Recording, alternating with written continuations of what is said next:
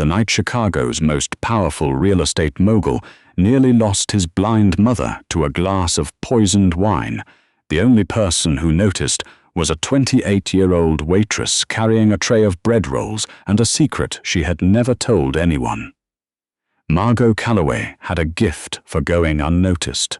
At 5'4", with dark hair pinned back so tightly it pulled at her temples, she moved through the dining room of Elara, a 2-Michelin-star restaurant on the 42nd floor of the Wyndham Tower, like a current of air. The guests at Elara did not see waitstaff. They saw tablecloths, they saw candlelight, they saw their own reflections in the polished silver. The people carrying the food were simply part of the architecture. That invisibility had taken Margot 3 years to perfect, and she was grateful for it. She had not always worked in fine dining. 4 years ago, she had been 18 months away from finishing her master's degree in audiology at Northwestern. With a research fellowship already lined up and a future that felt, for the first time in her life, genuinely possible. Then her mother had called from their small house in Rockford with the particular kind of quiet in her voice that meant something had collapsed. Her father, a retired high school coach named Walt Calloway, had been diagnosed with early-onset Parkinson's. The tremors had already cost him his part-time handyman work. The medical bills arrived before the diagnosis was even finalized. Margot had come home. She had told herself it was temporary. That was 3 years ago. The fellowship had been filled by someone else. The degree sat unfinished in a university database, and Margot had discovered, with the particular resignation of someone who has stopped being surprised by their own life, that she was exceptionally good at the one skill her education had given her that translated directly to fine dining. She could read people. She could hear what they were not saying. She could notice the millimeter of tension in a jaw, the way a hand tightened around a fork. The difference between a guest who was satisfied and a guest who was performing satisfaction for the benefit of the person sitting across from them. That sensitivity, which had made her an excellent audiology student, made her the finest floor server at Elara. Her manager, a compact, perpetually dissatisfied man named Gordon Fisk, acknowledged this only indirectly by assigning her to the private dining room every Friday without explanation. The private room at Elara was a glass-walled enclosure at the northwest corner of the 42nd floor, overlooking the lake. On clear nights, you could see the lights of Michigan through the dark water. It seated 12.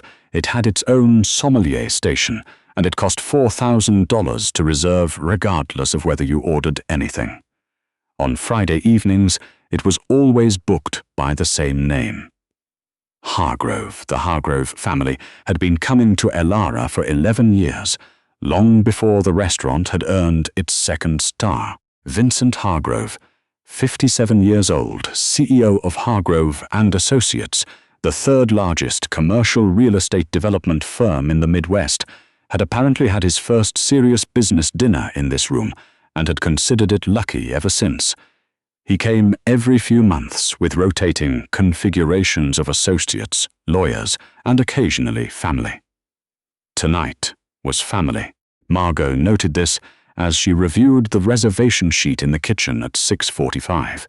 Party of 4: Vincent Hargrove, his wife Diane, his son, Preston, and Preston's girlfriend, Isolde Brennan. A quiet dinner, Gordon had told her. Mr. Hargrove's mother passed away recently. He wants a nice low-key evening for the family. Low-key at Elara still meant the good crystal. She was carrying the bread service into the private room when they arrived. Vincent Hargrove was the kind of man who entered a room the way a weather system did, not loudly, but with a pressure change you felt before you consciously registered his presence. He was broad-shouldered, grey at the temples, with the permanent slight squint of someone who had spent decades making fast decisions in bright light. He moved with the self-possession of a man who had never been told to wait. Beside him walked Diane Hargrove. Margot had not seen her before. Gordon had mentioned in passing that Mrs. Hargrove rarely attended these dinners. She was 71, and a stroke 2 years ago had taken her central vision almost entirely. She navigated now with peripheral sight that her doctors described as unreliable, and she relied, when out in public, on a slim, collapsible white cane that she held folded in her right hand like a closed fan, only deploying it when she felt uncertain of the floor beneath her. She was elegant in the specific way of women who had been beautiful their whole lives and had made peace, gracefully, with the particular beauty that remained. Her silver hair was set, her posture was almost aggressively correct, and she wore a deep burgundy dress that Margot suspected cost more than her monthly rent. But her eyes, pale grey, slightly unfocused in the particular way of significant vision loss, moved in a way that was heartbreaking to watch if you knew what you were seeing. She was locating the room by sound and shadow and the warmth of her husband's arm. Then came Preston. Preston Hargrove was 32, had his father's jaw and none of his father's gravity. He moved into the private room with the energy of someone who considered every room he entered a room he was doing a favor by entering. His girlfriend, Isolde Brennan, was a few steps behind him. Sharp-featured, dressed in a way that was clearly expensive while appearing effortless, her dark eyes moving across the room in a single practiced sweep that seemed to be cataloguing and assessing simultaneously. The assessment landed on Margot for approximately half a second and found nothing worth noting. Margot set the breadbasket down and moved to the service station. She told herself the evening would be straightforward. The first hour was. She poured the sparkling water. She described the evening's tasting menu. She took the appetizer orders. Vincent was focused, attentive, asking precise questions about the sourcing of the salmon. Diane listened with a slight smile, her fingers resting on the edge of the table, in a way that suggested she was orienting herself to the texture of the linen. Preston ate his bread and scrolled his phone under the table with the subtlety of a teenager. Isolde managed the conversation with a practiced warmth that Margot recognized immediately as performance, not quite false, but not quite present either. The smile was slightly too sustained. The laugh came a beat too quickly. The problem announced itself quietly, the way most serious problems do. Margot was refreshing the water glasses when she noticed that Diane had not touched her menu. This was not immediately remarkable. Menus with significant vision loss presented obvious challenges, but what caught Margot's attention was something more specific. Diane had attempted, twice, to get Preston's attention. The first time, she had placed her hand lightly on his arm. He had shifted in his seat and continued his phone activity. The second time, she had said his name, softly but clearly. Preston had said, "In a sec, Mum," without looking up. Isolde had watched this with an expression of patient tolerance that did not reach her eyes. Then, with a movement so smooth it might have been instinctive, she had angled her body slightly toward Preston, putting herself between him and his mother in a way that was purely geometric. Diane could now only see, at the edge of her compromised peripheral vision, the back of Isolde's shoulder. Margot set down the water pitcher and did not move. She had spent 2 years studying the mechanics of sensory loss. She knew exactly what she had just watched. Isolde had not done anything dramatic. She had simply repositioned, and the repositioning had placed Diane Hargrove, who navigated the world largely by peripheral sight and sound, in a bubble of increased isolation at her own family dinner table. Margot was very still. She told herself she was being oversensitive. She was a waitress. She was not the daughter. She had medical bills at home, and a father whose tremors had gotten worse last month, and she could not afford to be fired from the best job she had ever held, over an interpretation of someone's posture. She went back to the service station and stood with her hands flat on the steel counter and watched the table through the glass partition. At 7:40, the entrees arrived. The kitchen had prepared Vincent's Wagyu with the precision it deserved. Margot carried Diane's plate herself, a delicate Arctic char in a lemon beurre blanc, with caperberries and a fennel salad alongside.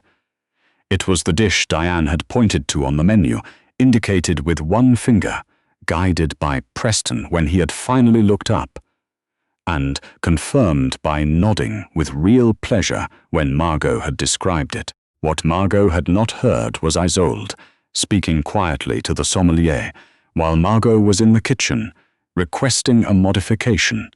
She noticed it when she set the plate down. The sauce smelled different. Lemon beurre blanc had a brightness to it, a citrus top note that hit before anything else. This smelled rounder, more complex, heavier. She tilted the plate slightly, almost imperceptibly, reading the color of the reduction. It was deeper than it should have been. It had the amber tone of a red wine reduction, not a butter sauce. "Mrs. Hargrove, I want to confirm your entree. Before you begin, can I describe what's on the plate for you?" Diane turned toward the sound of her voice with visible gratitude.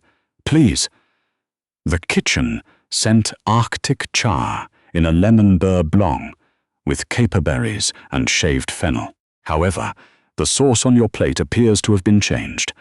It looks like a red wine reduction. I want to make sure this is correct before you eat. There was a half-second pause. "Isolde didn't request a change," Diane said. Isolde's hand moved to her wine glass with elaborate calm. "I asked the sommelier to switch it," she said, her voice carrying the specific tone of someone preemptively explaining something tedious. "The lemon can be so acidic. Diane has been having digestive issues. The red wine reduction is much gentler on the stomach." Vincent looked up from his plate. "That was thoughtful, Isolde." "Of course," Isolde said. Margot did not move. She looked at the plate.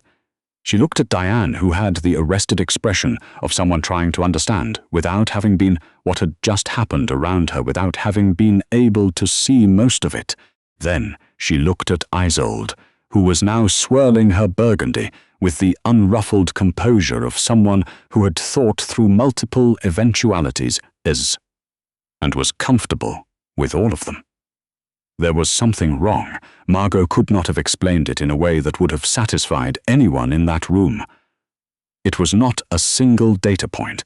It was the accumulation, the shoulder angle, the smile that reset too quickly after each exchange with Diane, the modification requested while Margot was out of earshot, and now the smooth intercept when the substitution was questioned. She thought of her father. She thought of the months after his diagnosis, before she had moved home, when she had been 3 hours away in Evanston and had had to trust that he was being cared for by people who actually saw him. "One moment," Margot said. She picked up the plate before anyone could respond and carried it back through the private room door into the service corridor. Gordon materialized almost immediately, his expression suggesting he had been tracking the table on some internal radar. "What are you doing with that plate?" "I need to speak with Chef Torres." "You do not need to speak with Chef Torres. You need to return that entree to the table before Mr. Hargrove notices it's gone. The sauce was substituted without the guest's knowledge, and I want to know what's in it before she eats it." Gordon stared at her. "Calloway, Gordon, she has compromised vision. She cannot verify what's on her plate herself. A modification was made without her consent, and no one told her until I asked. If she has an allergy." "You are not a food safety inspector. You are a server. Then let me go ask the sommelier what he put in the sauce." They looked at each other for 3 seconds that felt considerably longer. Gordon said, tightly, "Make it quick!" The sommelier, a young man named Felipe who was new and still nervous, confirmed that yes, he had substituted the sauce at the request of Ms. Brennan, and yes, he had added a small amount of red wine reduction. And then he added, with the anxious transparency of someone who had not yet learned what to omit, that Miss Brennan had specifically asked him not to mention the modification to Mrs. Hargrove. Margot stood in the corridor for one moment with that information.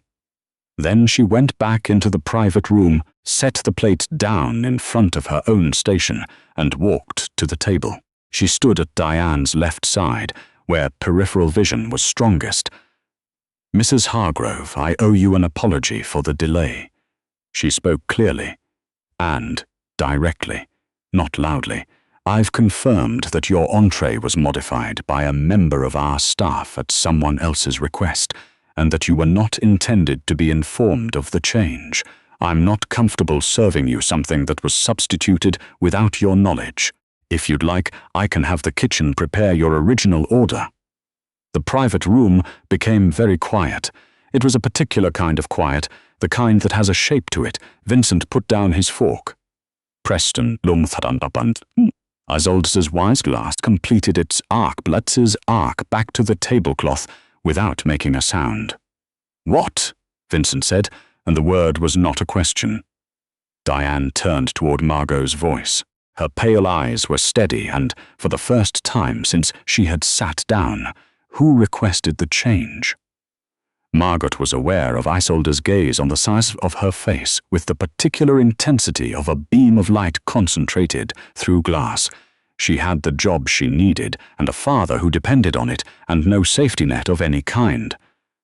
She was 28 years old, and this was not her family and not her war. "Miss, Brennan requested the substitution," Margot said, "and asked our staff not to tell you." The silence lasted approximately 4 seconds. They were among the longest 4 seconds Margot had experienced outside of hospital waiting rooms. Then Isolde laughed. It was beautifully executed, warm, a little rueful, the laugh of someone confronting a ridiculous misunderstanding. "Margot, I think you frightened everyone. I was trying to help. Diane, you mentioned at Thanksgiving that the lemon in the risotto bothered your stomach. I was trying to spare you from the same thing tonight. I should have told you. I'm sorry. I thought I was being thoughtful." She reached across the table and covered Diane's hand with hers. Diane did not move her hand away, but she also did not return the pressure. "I don't remember saying that," Diane said. "It was a busy evening. You probably didn't even realize." "I remember most things," Diane said. Her voice was quiet and absolutely even. "My eyes don't work the way they used to. My memory is fine." The silence this time had a different quality. Something had shifted in the room's atmosphere, the way temperature shifts before a storm. Vincent was looking at Isolde with an expression that had not yet arrived at a conclusion, but was moving steadily toward one. "Why would you tell the sommelier not to inform my mother?" "I didn't want to make a fuss." "You told a staff member to keep information from a guest who cannot see her own plate." His voice had dropped to the register that Margot suspected in his business meetings indicated that a negotiation was over. "That's not thoughtfulness, Isolde. That's a decision." Preston said, "Dad, I'm sure she just Preston." Vincent did not look at his son. "Not right now." Isolde's composure was still intact, but it had developed a hairline fracture across the surface, visible only if you were watching closely, in the way her next breath came a half count late. "Vincent, I care about Diane. You know that. Everything I've done since I've been part of this family has been because I care about her well-being." "Her well-being," Diane said. She was still facing the direction of Margot's voice, not Isolde's. "Is that what you told the doctor at Northwestern Memorial? That you were calling on my behalf because you cared about my well-being?" The hairline fracture widened. Preston set down his fork. "Mom, what doctor?"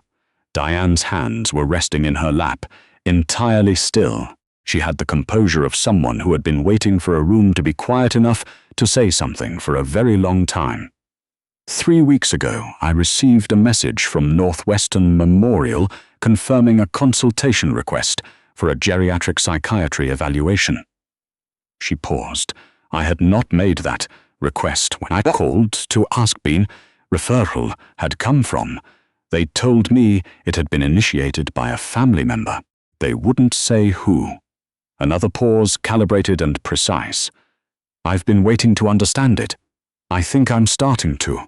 The room had gone entirely still. The faint sound of the main dining room below, murmured conversation, the soft percussion of silverware seemed to come from a different building. Preston was staring at Isolde. His expression had the particular blankness of someone processing information that is rearranging things they thought were fixed. Isolde opened her mouth. Vincent said, "Don't." It was a single syllable. It closed every available avenue simultaneously. Isolde closed her mouth. "My mother," Vincent said, and his voice had the quality of something that had been compressed under significant pressure for a long time, survived a stroke. She rebuilt her life in circumstances that would have defeated most people. She reads with magnification technology. She takes the train. She attends her book club every other Thursday and can discuss what she's read with more precision than anyone in this room. He looked at Isolde. She is not confused. She is not a liability. She is my mother, and you initiated a psychiatric referral for her without her knowledge or consent. Preston's name is on the insurance, Isolde said, and then seemed to realize, half a second after the words left her, that saying them had been a catastrophic miscalculation. Preston went very still. "My name?" he repeated. "The coverage just made it easier, too." "You used my name," he said it again, as if each repetition clarified something. "You used my name to file a psychiatric referral for my mother, without telling me." Isolde's composure finished collapsing. Not dramatically. It didn't shatter. It simply dissolved, the way a very precise structure dissolves when one load-bearing element is removed. "Preston, you don't understand what it's been like. Your father travels constantly, and your mother needs more care than any of us is willing to say, and someone has to be realistic about what comes next." "What comes next?" Diane said, and her voice was remarkably calm. "Is that I would like my Arctic char, please. The original preparation, with the lemon beurre blanc." Margot, who had been standing at the edge of the table through all of this, with the stillness of someone who understood that the worst thing she could do was move, met Diane's peripheral gaze. "I'll have it ready in 8 minutes," she said. She took the substituted plate back to the kitchen. Her hands were completely steady, which surprised her, because her heart was conducting itself in a manner inconsistent with any standard cardiac rhythm. Chef Torres, a compact, intense woman named Adrian, who ran her kitchen with the organized ferocity of a trauma surgeon, looked up from the pass when Margot came through the door. "Problem. I need the Arctic char refired. Original preparation. Lemon beurre blanc, caper berries, fennel. The one that went out was substituted without guest knowledge." Adrienne looked at her for 1 second. "Refiring now. 8 minutes. Thank you." Gordon was waiting in the corridor. His expression had traveled some distance from where it had started the evening. "Calloway, the kitchen is refiring." He was quiet for a moment. Then, "The substitution. The sommelier told you not to serve it. He told me Mr. Brennan asked him not to inform Mrs. Hargrove of the change." Gordon was silent for a long moment, looking at the middle distance. Ma Swans. "Mr. Hargrove has been a client of this restaurant for 11 years. Margot said nothing.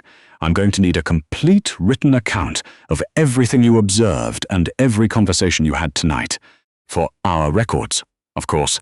He nodded once, which was as close as Gordon Fisk had ever come, in Margot's presence, to an expression of approval. Then he walked away down the corridor.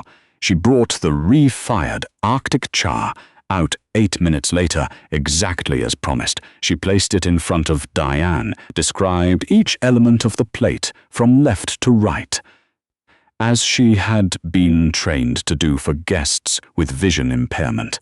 Diane listened with her eyes slightly closed and her chin tilted the way people tilt their faces towards sunlight. "That sounds exactly right," she said. "Thank you, Margot." The table was quiet for the remainder of the meal. Not uncomfortably, with the particular quality of quiet that follows something true being said out loud in a room that has needed it. Isolde did not finish her entree. Preston spoke very little. Vincent ate with the focused attention of a man who was already several steps into the decisions he would be making in the morning. Diane ate her cha and pronounced it, to Margot, during the dessert pass, the best fish she'd had in 2 years. When the table finished and the Hargroves rose to leave, Vincent stopped beside his station where Margot racing to Margot was dressing for the following reservation.